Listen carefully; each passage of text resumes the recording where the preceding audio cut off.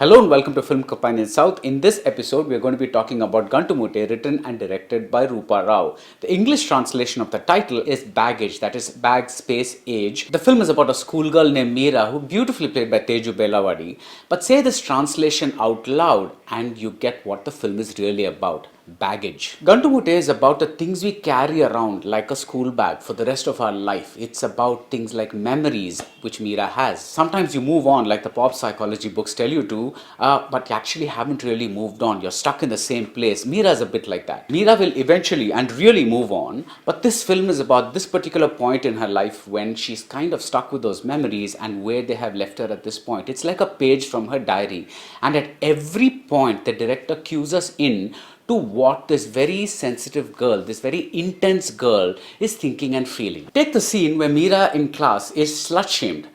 Now, she does something very unusual because she wonders why is being called a slut such a bad thing, why is this thing bothering her so much, because prostitution is a profession and people do make a living that way. So why is slut as a profession so different from being a doctor or an accountant? She keeps thinking about that. This little incident tells us who Meera is. It also tells us who Roopa Rao is. The loosest way to describe Gantumoote is as a coming-of-age film. It has first love, it has friends, it has exams, it has all those school times, and it has a vague future that one has to reckon with. And after a while, I thought this was the Kannada film industry's answer to all those charming coming-of-age films we've seen from Malayalam cinema. For instance, Meera sees Hum Aapke Hain Kaun, she falls for Salman Khan, and by extension, she falls for this boy in her class, a boy named Madhu, played by Nischith Korodi.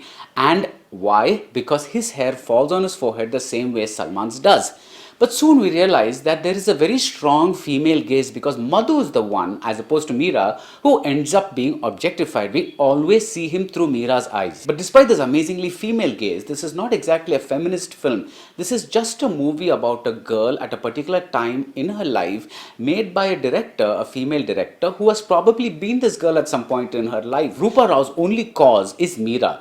And there's another gaze that's operating in this movie, and that is the gaze of cinema. Now, at some point in our life, especially in our school days, we are all very, very influenced by cinema and what it does to us. For instance, when Madhu doesn't take a stand on Meera's behalf, she's bewildered because in the movies, the hero always fights for the heroine. But then this incident tells her that her battles are hers alone and she cannot expect other people to keep fighting for her. The lines move easily between Kannada and English. The urbanness is unforced. Nothing, in fact, in this film is forced. There is a lot of voiceover in this film, which is how we hear Meera's thoughts. She says things like, "Every breath of mine longed for him," but all this melodrama is inside her. It never spills out into the movie. I could see where the film was going after a point, but the only real problem I had with it was with the introduction. The scenes that set up Meera's character as a loner and as a very sensitive person, because the rest of the film is doing this anyway. This blunt exposition is at odds with the delicacy with which the rest of the film unfolds. Roopa Rao manages something very, very difficult. She holds a series of moods throughout, and the places she chooses to linger are very unusual. She is more interested in character than in event, and by the end, we practically end up with an X-ray of Meera's soul. So that's it for Gantumoote. Do watch it. The full review is up on the Film Companion website. If you like this video, do subscribe to Film Companion South, and see you soon at the movies.